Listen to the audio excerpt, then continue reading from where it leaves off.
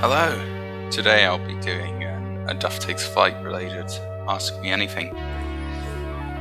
The first question I got was by Useless Prince, and he wondered why I started this universe. I really started it since I already wanted to start something with space for a very long time, and especially with the moon, thinking about helium-3 mining on it. Then one day I saw a map by Lampreux, a Frenchman, which was a slightly edited old French 18th century, 19th century map. I just was like, I need to do this too, and I made my own variant after asking him if he thought it was okay. And I kept going from there and made it my own. The second question is, are you actually gonna do that list of planets at the top of #future areas by Galaxia? If you don't know, he's referring to a large list on the Discord server of planets I was originally planning on doing. However, after months of thinking about it, I in the end came to the conclusion I was simply gonna keep it to our solar system for now, and then eventually move to also doing the TRAPPIST system in a Duff Takes Flight second system, name still pending. The third question, how are the relationship between Germany and its former colonies by U/sufficient seal? There is a complex diaspora of relations between Germany and its former colonies. For instance, if you take a look at the German Moon Society, which was a plain colony, it's shown in yellow right here. This colony has a lot of connections still with its past, especially cultural, but also economic when it comes to advanced tech. While a nation like the Czech Republic, that one has almost no connections with Germany. And then you also have other states like the green states you see on these maps, which these green states are not former German colonies, but they are heavily influenced by German colonies or the German state on its own. These states still have a lot of influence in the modern era. For instance, Pyrénées-sur-Mer, a small nation below the German Moon Society, still holds on to a large portion of German-speaking areas. The fourth question is, I love your world. I just want to know what program/app do you use? And I've been asked this quite often, so I'm gonna answer it again. I use Photoshop as my main workhorse to do most maps, and then I also use G-Plate's After Effects and Maps in Globe for extra effects, extra graphics and other things. The fifth question, what advice do you have for aspiring mapmakers/world builders by the Hillbilly? I would say add in something niche you like. It will make your timeline more over your own and really inspire other people to do their own thing.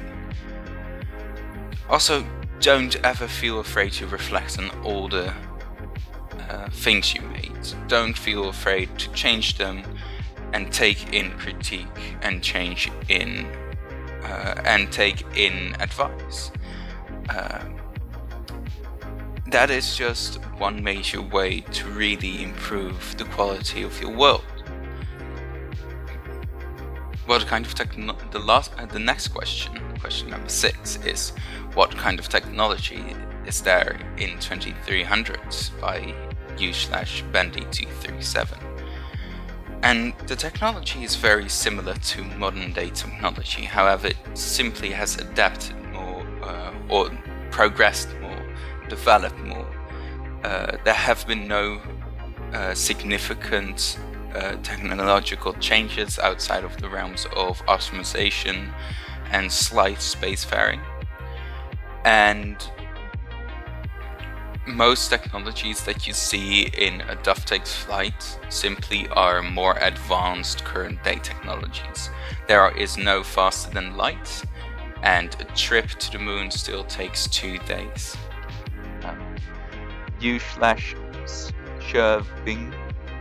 Riga. I have no clue how to pronounce your name. I'm sorry if I mispronounced your name. But he asked me the 7th question, I believe. What are Southeastern Asiatic nations like? And have they taken part in the colonization process? If so, can you name them?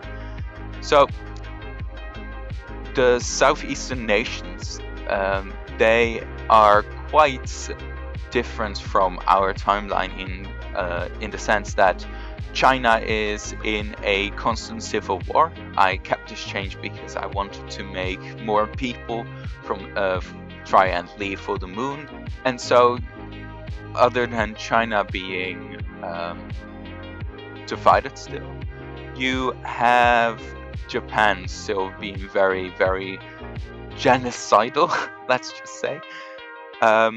In Korea, Manchuria, and in the Beijing territory. Very bad, and that is done intentionally, simply because I want more people on the moon. So that's why you see the quote-unquote Chinese belt on the moon. Other than that, China will be taking part in the colonization, or the Chinas will be taking part in the colonization of Mars. And you've also got Indonesia, both on the moon. On the moon, they have one specifically only Indonesian state and one that is semi-Indonesian, semi-Dutch.